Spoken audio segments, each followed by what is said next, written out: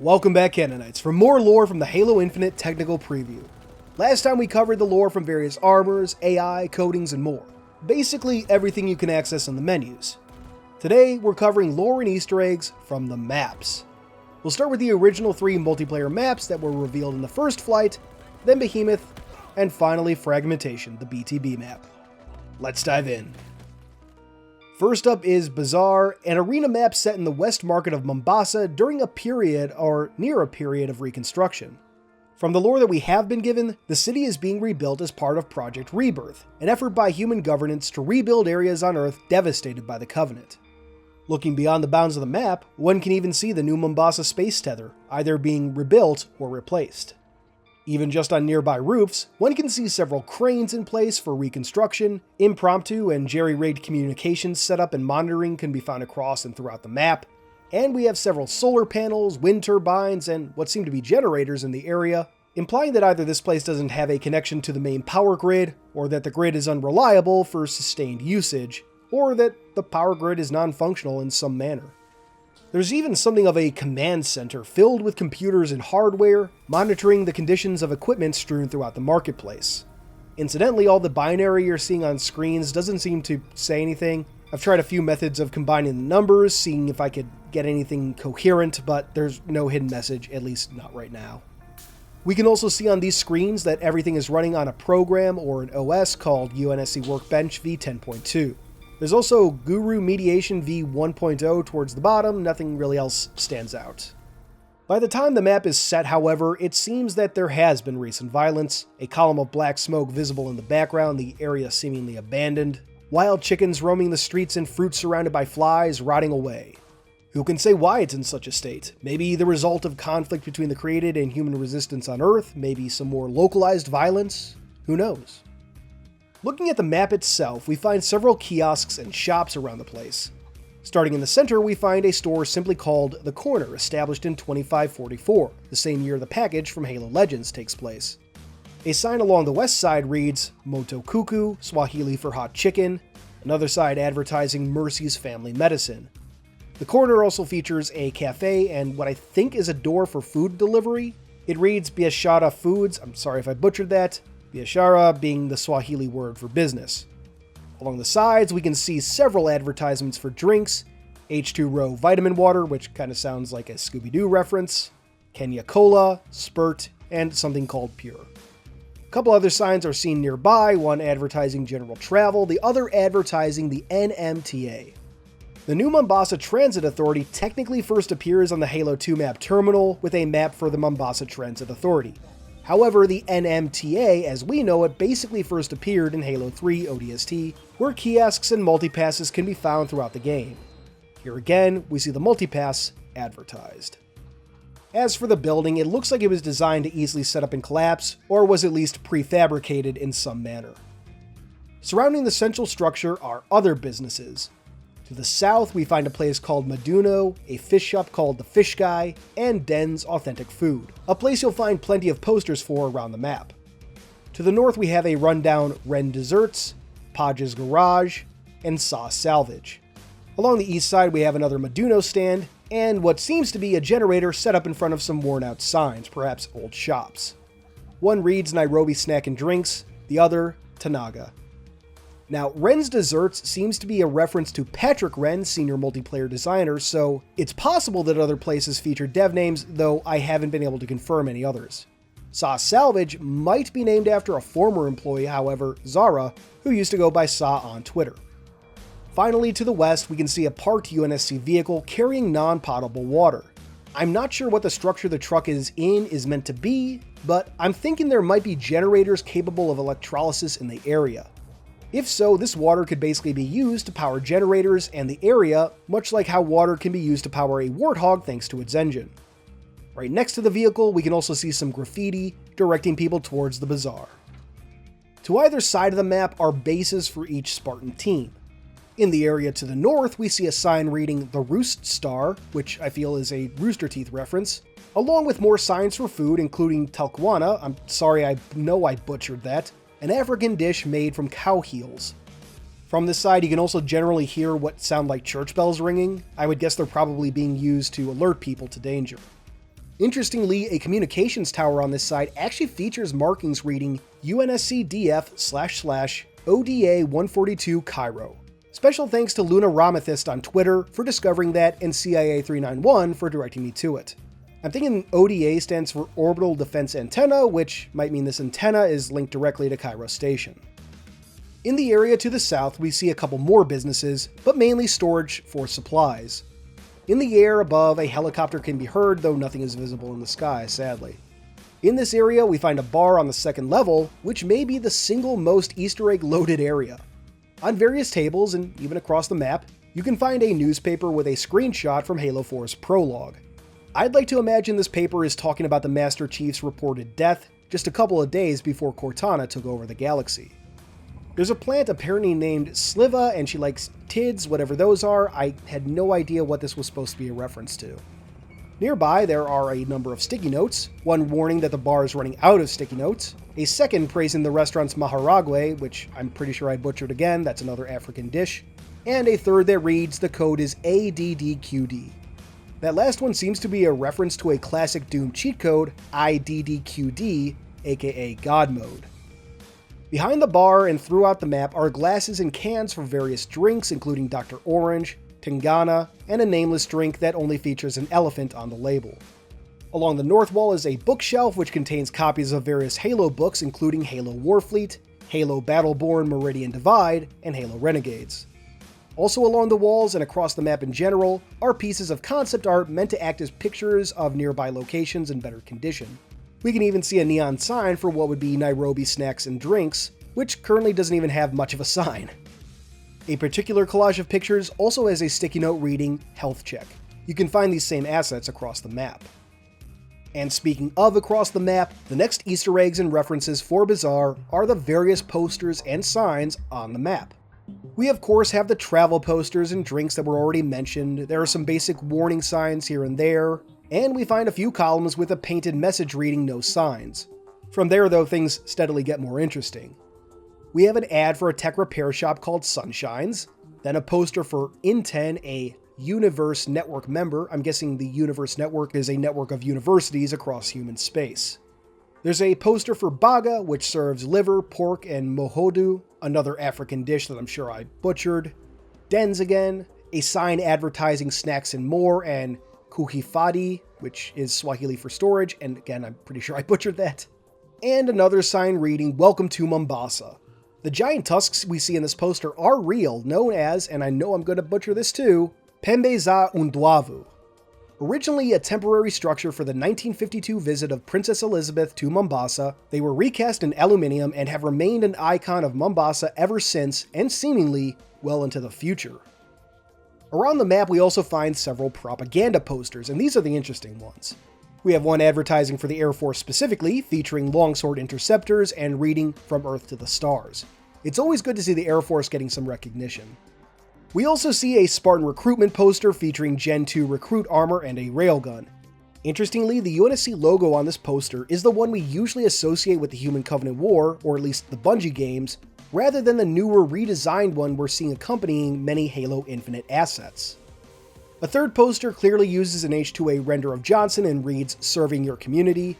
And finally, we have the John 117 Be a Hero poster.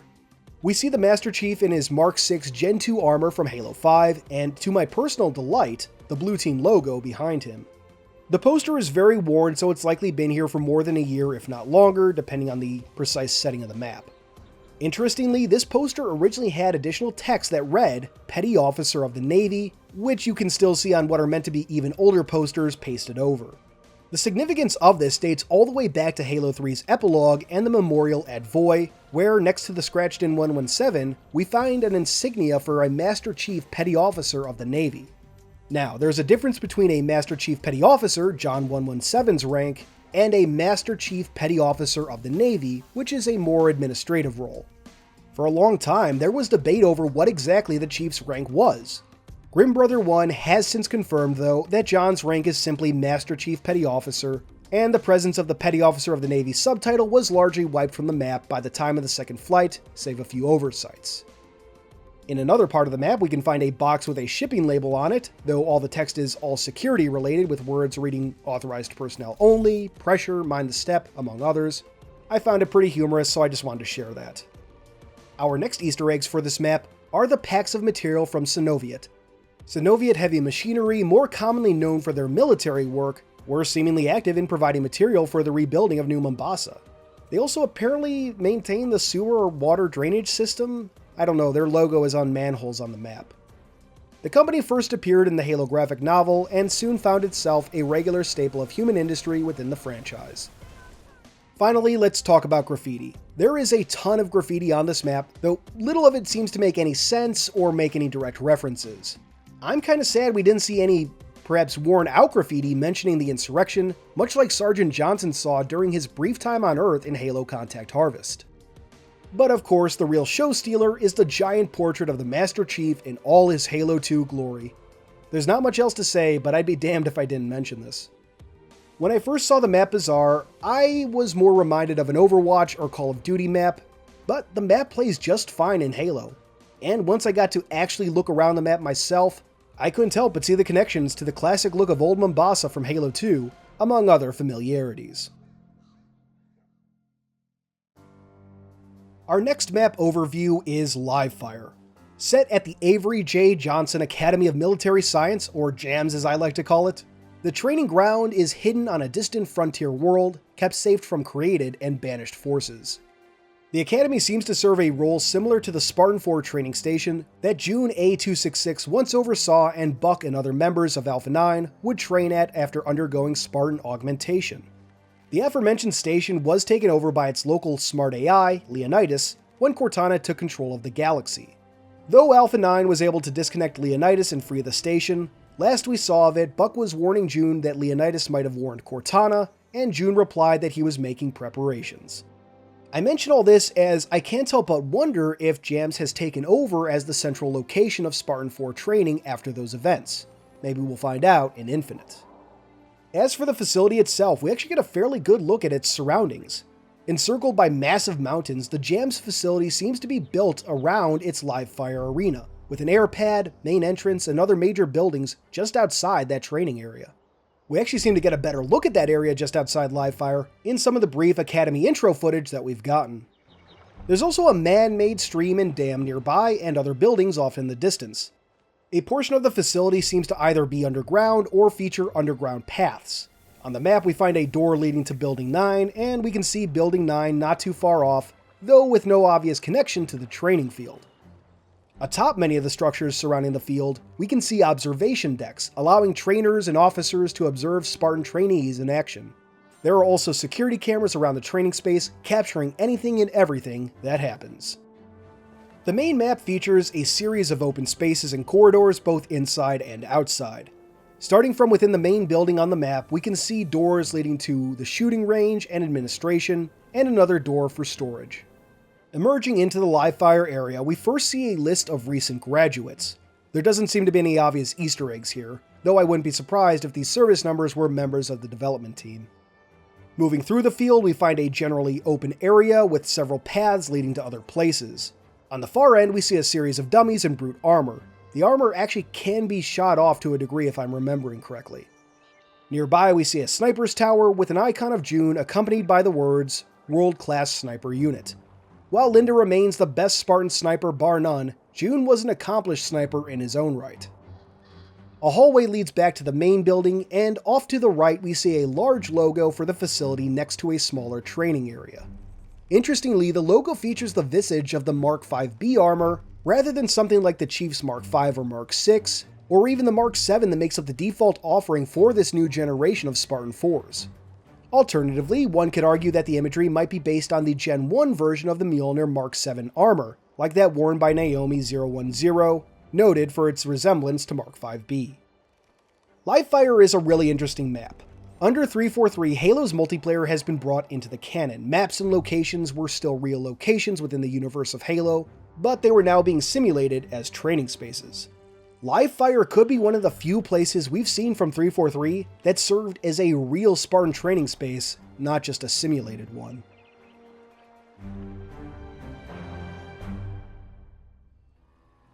The last of the original 3 maps that we'll be looking at today is Recharge. Set at a human hydroelectric dam, this location, like Bazaar, seems to have fallen into disrepair. Throughout the map we can find sparking machinery, exposed wiring and panels, steam emerging from various pipes and grates. Garbage litters the map as though it's been abandoned for a while or people were rushing out. Perhaps that's related to the created uprising, maybe it's related to events from the game, hard to say at this point. Recharge probably has the least amount of lore, but there are some interesting things on the map. The hydroelectric facility is owned and operated by Axis Hydroelectric, a new company to Halo fans. In the main play area of the map is what's called the Recharge Deck, where the facility's generator occasionally fires up, seemingly trying to recover from a system error. Atop the deck are a series of stacks, seemingly the servers that would maintain and operate the deck, though these are apparently in need of service too. I do believe the Recharge Deck is for charging up batteries of some kind, though I couldn't even begin to speculate on the specifics. I just don't know jack about hydroelectric. I will note, once again, that this deck is a missed opportunity for an interactive map element, an electric trap that players could activate like Halo 4's Vertigo. Moving on, we find nearby a whirlpool dam which is visibly saturated with electricity. If I wasn't sure about the Recharge Deck, I'm even less sure about this. Above the whirlpool are a series of massive fans, seemingly for cooling purposes. Throughout the map we can find several structures, many without obvious purpose. Near one of the team spawns, however, we find a service elevator that would seemingly bring employees into the building and lead to deeper levels within the facility. Nearby its present resting place, we find what look to be lockers for employees. In another part of the map near where the gravity hammer spawns, we find a hydro piston. According to a readout on its base, the piston is filled with water, and there's a chart measuring outflow from peaking versus baseload hydropower plants, or as it actually reads, outflow from packing versus baseload hydropower from planets. Nearby we find a pool of electric water, a series of metal plates beneath the surface, possibly for electrolysis, a process to separate water into its component elements. Throughout the map we can find containers of water, oxygen, and hydrogen, supporting the electrolysis theory. Along with generating power, the facility seems to ship out resources, and we actually see a few Axis containers on Fragmentation. Around the perimeter of the map can be found various maintenance ways for servicing the facility, and finally we have a few minor Easter eggs to touch on. First, there's a hull repair kit in a tool bag on the map. I guess the contents of the kit can be used in more than just repairing starship hulls. There's also a Renewing Worlds bottle on the map, and though you can find it elsewhere, it's just easiest to see on here. That phrase was common to see among Liang Dortmund posters and branding in Halo 5, which makes sense as you can find a low-res version of the Liang Dortmund logo on the bottle's lid. Finally, for this map, we have a manual for a D-80 Condor, which can also be found on Fragmentation. What's really interesting about its presence is what it could potentially mean. The D-80 Condor was the original Condor model, a modified D-77C Pelican body with slipspace capabilities. The D-77C was the civilian Pelican model, that's what the C stood for, versions of which we actually saw in Halo 3 ODST as the NMPD Pelicans. The D-77C is basically identical to the D-77H-TCI from Halo 3. I mention all this because the D-80 Condor booklet could indicate that at least some of the Pelicans in Halo Infinite, particularly Echo 216, the Pelican piloted by Brohammer, could actually be repurposed Condors. This is speculation with no solid evidence, but it's an interesting Easter egg nonetheless. In fact, back when the Discover Hope trailer released in 2019 and the pilot was so excited to go home, I was always curious how he expected to get home.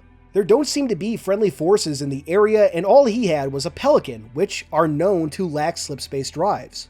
Of course, if it turned out to be a D-80 Condor, or perhaps a repurposed Condor or something, that would make more sense. Again, though, this is purely speculation, so don't read too much into my ramblings. That basically does it for Recharge, though. Our final map is the newly unveiled Behemoth, an apt name given its size. Behemoth really brings the more traditional Forerunner architecture to light, though it doesn't completely abandon all of the newer Forerunner sensibilities. Behemoth is a map that looks like it could fit right at home in Halo 3, while also taking inspiration from designs featured in the Reclaimer Saga games. The map is mainly made up of a central Forerunner tower that essentially splits the map in two. Either end of the tower contain bases for players, with additional smaller towers on either side of the map. Below the central structure, we can see a pit leading into the depths of Zeta Halo. The main body of the map stands atop several of the now familiar hexagonal pillars that dot the ring, and surrounded by a ring structure that should look at least a little familiar. However, the most interesting parts of the map are not within its gameplay bounds, but in the environment around it. In the distance, we can see silhouettes for similar towers, and along the ground we find what are known as tectonic fabrication seams, architectural features that shape and maintain Zeta Halo's landscape. These are a new feature of Halo rings and possibly unique to Installation 07, given that it comes from a different generation of Halo rings than the remaining 6. I'd love if we got to see these in action in the final game. I'm also curious if these are the reason for the lines of light, for lack of a better term, along the ring that we see in various trailers. If so, we have actually seen lines like this on the Ark and Installation 03, which would imply that they are at least a somewhat common feature for Halos and other planetary scale installations. The last thing I want to talk about here isn't something unique to the map, but one I discovered on here first, so we'll talk about it here, and that is the new out of bounds warning. Some may recall back during the February 2021 issue of Inside Infinite, UI designer Eric Richter noted his excitement for people to see the new out of bounds message, noting that, quote, "The lore lover in me helped to make it equal parts informative and immersive." Well, we finally got to see it with Behemoth. When outside the bounds of the map, players will see the familiar red numbers and warning. With Halo Infinite, however, we can also see text reading United Nations Space Command General Order 09er8831A-1, better known as the Cole Protocol. Originally drafted to reduce the risk of colony locations and any related intel from falling into Covenant hands, the order wouldn't seem to serve as much of a purpose post-war. However, it appears as though the protocol has been modified in some manner, or has extra articles and subsections that we just didn't know about until now. I'll admit it's odd that the order referenced is the Cole Protocol of all things. I'm curious as to how that would apply to a Spartan going out of the bounds of a map, but it's a cool detail that I definitely appreciate. Good job, Eric. Behemoth is an amazing map, a beautiful example of what Infinite could be as a game that brings together what seem to be disparate ideas about Forerunner architecture and making them work in tandem. It's simply gorgeous and a perfect way to lead into our final map of the day. Fragmentation. Our first peek at what BTB would hold, Fragmentation is a classic large-scale Forerunner location. It features 2 Forerunner beam towers as bases for each team, with winding paths across the map. It felt to me a lot like Valhalla, with some inspiration from Halo CE's Infinity. We can see more of the Forerunner spires in the distance, often shooting off their iconic beams. In CTF, the bases will fire off beams when flags are scored, a cool little detail that I really appreciate. Beneath each base is something of an armory room. The back wall of these rooms features the now iconic eld, or tree mark, the symbol of the mantle. Each base features a Forerunner man cannon, along with a UNSC man cannon that launches players to their aforementioned bases. Near each base is a distinct Forerunner sight featuring 3 prongs surrounding a base plate. These act as one location for flags to spawn in CTF, but their purpose beyond that remains elusive. They do remind me a lot of Halo CE architecture, though.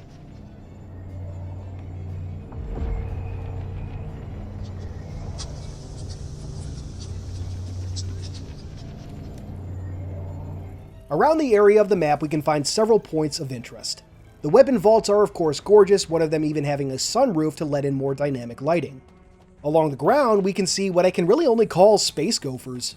During gameplay, they'll try to escape underground when players come near, and they come in a few different sizes. You can also spot birds in the distance and hear a lot of other wildlife, but the gophers are mainly what you'll see. There's a ton of UNSC gear around the map, such as this marine helmet with an ocular/integration optics device, a piece of tech that first appeared in Halo 3 ODST and later in Halo Reach. Most of the other gear contains little of interest, mostly there just to make the map feel lived in. There are some radios across the map that receive messages now and again, but it's all basically gibberish at the moment. Maybe in the final game we could see radio conversations like we had in Halo Reach, but right now nothing's going on with these. Now, perhaps most interesting of all, the map features the fallen bodies of a few aggressor sentinels, giving us a good look at how they'll appear in the campaign. These sentinels primarily take inspiration from their classic design being much more geometric than the ones we started seeing in Halo 4, though they don't seem to be one-to-one copies of the older designs. In addition to just giving us a look at them though, we find that there are a couple unique bodies across the map. We first have this one featuring a mix of silver and gold parts, and elsewhere we have a full-on gold Sentinel Major straight out of Halo 2, and thanks to it, we can see the intricate pattern that makes up their texture. Damn, do these Sentinels look great! All of this seems to indicate that we'll be fighting different Sentinel classes to some degree during the campaign, though how many classes of Sentinel we encounter remains unknown. These could just be cool Easter eggs for the map, but I am hopeful that we'll see all 3 Sentinel variations in campaign, maybe even get some canon details on the Sentinel Major and this new Silver Gold Sentinel. Closing out our look at Fragmentation will be a closer examination of the mysterious ring structures that have been part of the iconography of Halo Infinite since it was announced. There isn't a ton to actually discuss, but in 2020, we got to see that they were more than simple ancient masonry, and now we can examine them up close.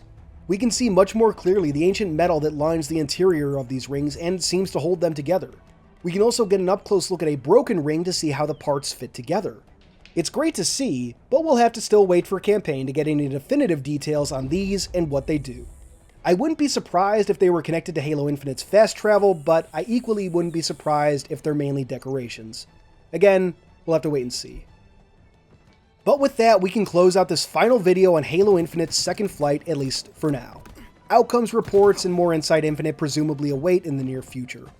For the time being though, let me know in the comments below if there were any references I left out or forgot, or let me know what your favorite references were.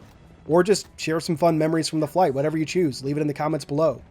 Thank you for watching, thank you to my wonderful patrons on Patreon, and until next time, this has been Halo Canon. First off, I'd like to give a big thank you to our Harspus patrons. First, there's Hope, then we have Freight, Discombobulated Sycophant, Justin Montgomery, Ada Frame, Man in the Dark, Keisha Dila, Daddy Anarchy, and finally Great Scott Productions. Thank you all for your amazing support of the channel.